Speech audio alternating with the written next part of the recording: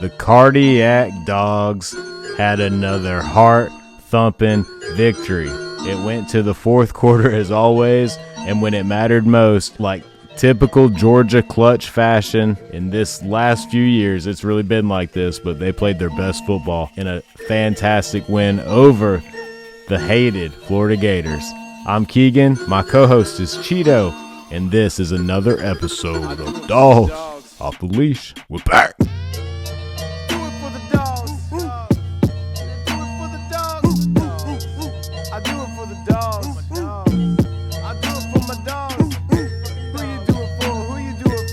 Yeah, man. So like we said, we knew this was going to be a weird weekend, and it didn't wait for the Georgia game, right? Georgia ended up getting a win. It took 4 quarters. It was sloppy at times, but anytime you beat one of your hated rivals, you just got to be happy with that, especially when you look across the landscape of college football. Auburn lost, fired their head coach. Tennessee lost at home, one of my pick sixes that I called right. Who else lost? Clemson lost. Georgia Tech lost to end their undefeated season. So, we really talk about how there's parity in college football, but sometimes, the best rises to the top after time, and the Dawgs just found a way to get it done. Again, this team is tough to kill, Keegan. Hats off to Florida for playing a gritty game. They're dominant in the front seven. I should have put way more respect on my own assertions when I gave that score prediction of a 20-point victory, because while we mentioned in the last episode the SEC margin of victory is like 10 points, I think Georgia's has to be tighter than that the way they're playing these games. So another very competitive game down to the wire, but Georgia just finds a way to have that championship composure in the minutes that you'd want them to. So hats off to Kirby and the staff for making those adjustments. And I thought Mike Bobo actually called a pretty good game, and I think it's up to Gunner Stockton to do a little bit better job of executing that to really help us. But he was a big part of why we had this victory, and he's got that iconic kneel-down moment where he wraps up the game, and I guess he learned his lesson from the Auburn game where he took the dive full-on Cam Newton Superman style only to get a ass-chewing from Kirby. So he had a great photo for the Cam Newton Superman dive that led to an ass chewing, and he had a good photo for when he did the kneel down, where you actually, in that photo, you see Kirby blurred out in the background kind of doing a wave off, like, don't do it. Like, I swear that's what he's probably doing if I had to make an assertion there. But yeah, awesome stuff from Gunner and just some iconic moments against Florida, who's just so talented, man. Like, I thought Billy Gonzalez did a good job. I thought Florida honestly kicked our ass for most of that game, but we found a way to win when it mattered, and they made mistakes and couldn't capitalize. Yeah, we said going into it that Florida was going to find a way to lose this game. It took a little bit longer than I would have liked. But listen, that's the 5th straight win over Florida. When you come away with a close one in Jacksonville and what is going to turn out to be the last game in Jacksonville for a few years, a 24-20 victory, you take that any day of the week. You lost your best defensive back. KJ Bolden ends up getting ejected for targeting. You make some mistakes. I talked about in my preview how I thought it was going to be the corners that were really going to have to be really good in coverage. It ended up being the safeties that were really important, plus the linebackers, because Florida abandoned the heavy pass game pretty early, and it was a lot of DJ Lagway running the ball. So CJ Allen was all over the field. Zion Branch comes in, and he is crucial with a lot of open field tackles as well. So the game it shifted from what we thought. But again, in a game like this, a rivalry game in the SEC with the parity of NIL making these teams closer with a talented Florida, listen, you got away with it. It was even a close game last year for a while. So we knew this talented Florida team was going to push us. But again, Georgia found a way to stay consistent, to stay patient, and do what they needed to do. Yes, Gunner did not have his best game, but Gunner, he's the leader of this team now, right? You can feel that he's putting us in the right place. He attacked the defense using Zachariah Branch. He was everywhere. And we saw a Noah Thomas sighting too. So, at the end of the day, Gunner got it done. This is not going to help his Heisman candidacy, but that's not what we're worried about right now. We're trying to get to the SEC championship game, but if not, we're trying to get the SEC seeding, which is actually perfect because the first ranking for the CFP actually comes out tomorrow. Yeah, I liked what Branch has done in the last few games. I saw a stat line from him where someone posted like the last 3 games he's got nearly 300 yards, many touchdowns, in the teens of receptions. This 3-game sample size is exactly what we were talking about going into this season as to what type of impact we thought he could make, and he's making it right now. So that's really cool to see. And on the tail end and on the back of having Colby Young be injured, you saw him in that video as Georgia was coming out of the tunnel. He's dapping everybody up, being a team player. That's what you like to see just in your locker room, and that kind of thing does matter. Dylan Bell got his touches. London Humphrey got his touches. Like, this talented wide receiver room with all this depth really shined in certain moments of this game, and then it was the running game that really put the icing on the cake, and who better than Chauncey Bowens to have what ended up being the game-winning touchdown on, I think it was like a 36-yard scamper. I got the highlights going in the background right now. Like, literally just happened, like perfect timing. A thing of beauty. And it's really funny. So let me like tell you all these 2 stories. For one, I'm watching the game with my dad at the time, and he's like, I swear if Mike Bobo calls another run play on this play. He said it one time, and that was the Chauncey Bowens touchdown. And the next time he said it, it was the sweep that ended up being a first down that kind of helped ice the game. Perfectly timing. Like, right when you really want to be pissed at Bobo, he does come in clutch somehow, some way. So that was beautiful. Florida fans that were feeling chirpy before this game are not so chirpy now. And, hey, they have a great team. So, Chito, what do you think about just Florida? Like, are they down bad for the next few years, or are we going to see, like, a resurgence? Like, I know they have a good roster, but... Well, that kind of depends. Like you mentioned, the roster's good. I think it's a really good job. I think Lane Kiffin should hop over there. He has ties in Florida.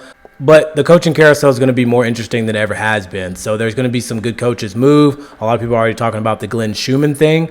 So that's something that the Florida fan base is going to have to wrestle over. I'm really glad as a Georgia fan that that's not something that we have to deal with. So the fans that do get upset at Kirby from time to time, just remember that. Like, grass is not always greener. And even if Florida does find their way back to prominence, it is going to take a couple of years because that's kind of the natural progression of things. So, and another thing that Florida fans and Georgia fans have been arguing, Keegan, I wanted to ask you, was this supposed catch or more bad calls from the refs. What did you think about the deep ball that Lagway threw?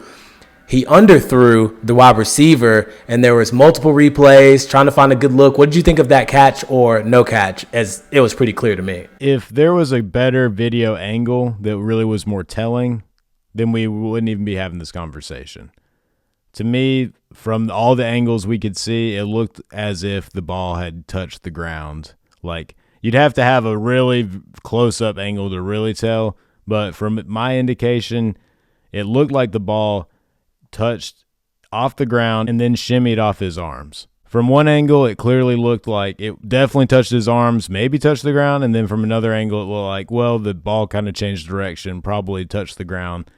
The thing is, they called it incomplete, and there really wasn't anything conclusive there. If they had a closer camera angle and you could see the blades of grass and be like, oh, wow, that ball did not touch the ground at all, then all hats off to Florida for making a great play. But that angle wasn't there, and it looked like an incomplete pass to me. So I think that was the right call. And I heard from some people who were there, reporters, fans alike, that said that there was a clear shot of the ball bouncing off the ground. And I don't know if ESPN got it or not, but they decided. So everybody in the stadium saw this shot, and even the Florida fans were just like, yeah, hit the ground. But we didn't see it. So they decided not to show us one of the more clear angles. But like you said, it was called incomplete on the field, and that's going to be hard to overturn. And even if that's the case, you got to go back and think as well. There was the one play where DJ Lagway goes and is trying to get the first down before we stopped them on the 4th and 1.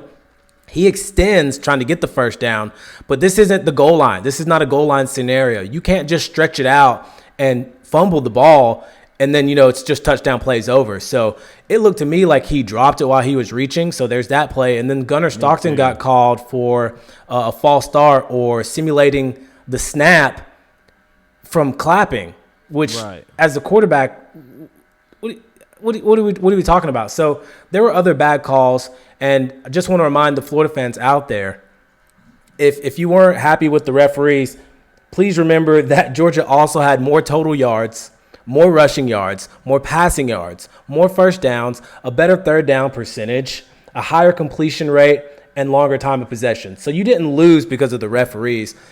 You lost because Georgia outlasted you. And like I mentioned in the article, there was enough time for Florida to make enough mistakes. An underthrown ball, jumping off sides in the red zone on 3rd and 5 to ice the game. So you can pout if you want to. This is the 5th time that you've lost. Same way Auburn was just like, oh, if only.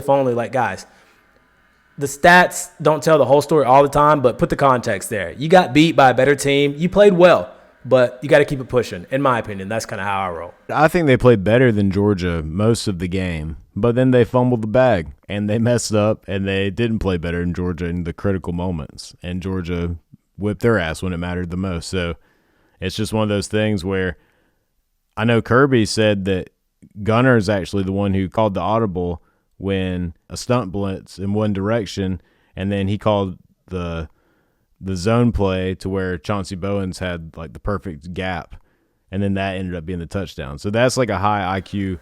Yeah, and that's what I mean, that when Gunner didn't ball out, but he put us in the right position to win that game. And you got to give a quarterback credit for that. It's not going to show up on the stat sheet, but the W will.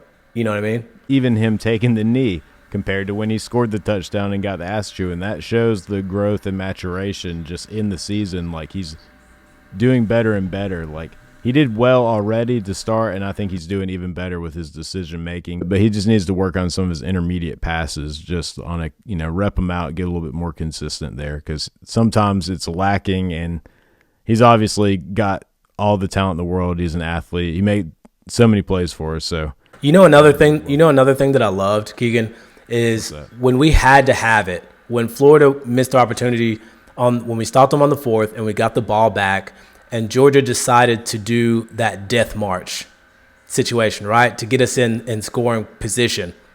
It was the exact same scenario when we were in overtime against Tennessee, and it was tossed to the left. There's pulling linemen. Oscar Delp clears out this guy, and I want to say it was Chauncey Bowens here again. Just a great run over to the left just to get us in field goal range, get us to the red zone. And it's nice knowing that Georgia has really made a concerted effort to be able to run the ball in must-run situations, and that we can do that. That Bobo knows what plays he's going to run, and even if the defense knows, good luck stopping it. With the way the offensive line is playing right now, and they're pretty healthy overall, really good to hear. And speaking of health, I wanted to mention this too. The only thing that it sounds like we didn't get lucky on was Jordan Hall. Went down with an injury. Kirby was saying today in the press conference getting ready for Mississippi State that he's going to miss some time. But Nnamdi Ajiboko played really well against Florida. He's a disruptor in the interior of the defensive line, and that is somebody that I talked about way before the season started as somebody, or as a part of that interior defensive line group that we needed to see take a step forward if we wanted to try to get back to some of that 2021, 2022 type of production down there. So I'm actually pretty excited to see Ajiboko get some reps, and I think it'll be a great game for him to start that when we head to Starkville. So I know I cannot be one of the only people who was affected by this terrible timed YouTube, TV, and Disney dispute, because come game time, they had not settled these contract miscommunications, disagreements. I don't know, like, it depends on who you ask or what article you read, depending on if YouTube TV is in the wrong or Disney's in the wrong. But either way, ABC, ESPN, Disney, all their affiliates are off the YouTube TV app, and I had to figure it out. So sometimes, to be real, you can just, if you ever happen to hop on YouTube in the middle of the day, you'll see some random streams going on. Those did not exist, but I did make my way around and watch the game on TikTok, which was like 5 minutes behind the actual game. So when I hopped on for halftime and I was doing a little thing on the Insta, I was literally behind, so I looked stupid on that note. But I blame YouTube TV and Disney for not figuring this out. But hopefully by this next week they've got it figured out, or we're going to have to ditch them, go to Sling or something. I don't know what's going yeah, on, there's a lot of people upset with all that stuff that's going on. But that's kind of where we've gotten. That's where we've gotten. All these apps and everything. It's just like, is this really better than cable, than what we had? A lot of people are starting to reconsider, and it's hard to know what's what. So yeah, it's a real thing going on right now, man. You're not wrong.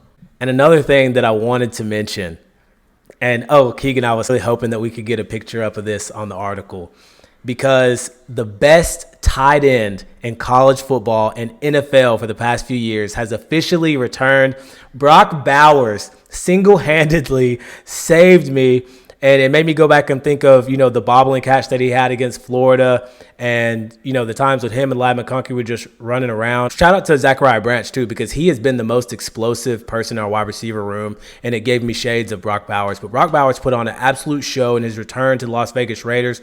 3 touchdowns, 10 or so catches for 100-plus yards, and I think he scored more points, first of all, than anybody in 2025 so far in fantasy. And then for a tight end, I think you got to go back a few years. So a lot of people were saying Tyler Warren and Tucker Kraft are the next big things, and they're great tight ends, don't get me wrong. But there is only one Brock Bowers, and the rest of the fantasy world and NFL as a whole now remembers. Don't you ever count out Brock Bowers, because he is that guy, and he was an absolute monster on Sunday. Got me a dub. I don't even got to worry about Monday Night Football, as excited I am to see the Cowboys dump all over the Arizona Cardinals. So I had to get that in because, Brock Bowers is that guy. He's that guy.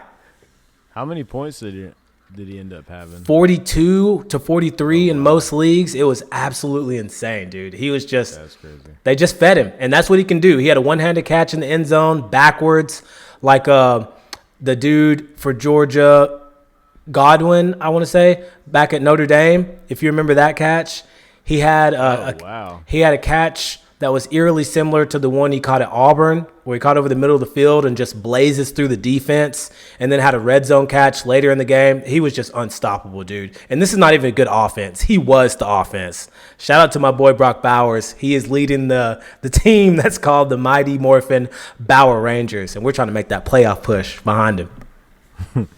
Well, he had definitely put the team on his back, but they ended up falling short to a record-setting 68-yard field goal. Think about that. If Georgia had a 68-yard field goal kicker, do you know how much different our offense would be? We just got to get it to half field? Hey, we got a pretty good kicker as it is. I don't know if he's going to be booting 68-yarders, but yeah, it changes the game. It makes possessions that much more important.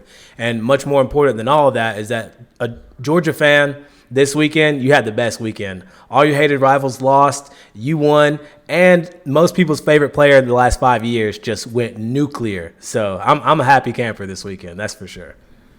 Hell yeah.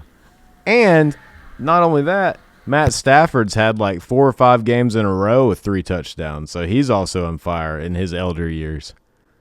Having a hell of a season. Yeah, he's balling for the Rams too, no doubt. So that's pretty cool.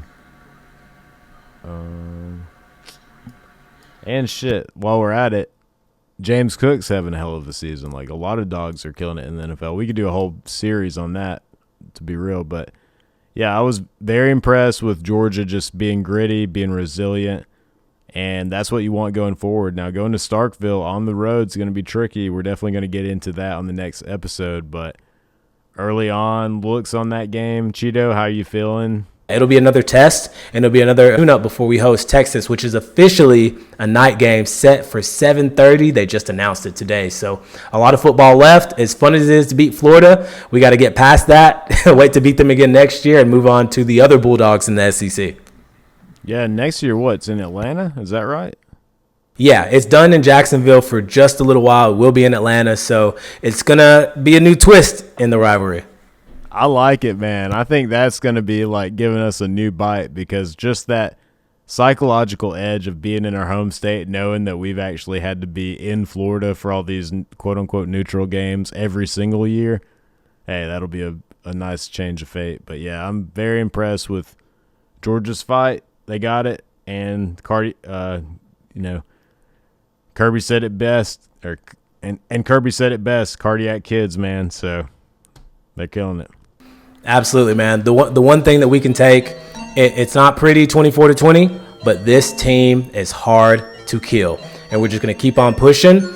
Don't know if we're going to make the SEC championship game or not, but really it may be a blessing in disguise just to sneak into the playoffs healthy and not play the extra game. But we're going to try to get there anyway. So, Keegan, I appreciate you, man, taking the time. Dog Nation, always a blast. Again, when you beat Florida and all the rest of your rivals lose, make sure you guys tap in with us wherever you get your podcasts, whether that's on Spotify or Apple Podcasts.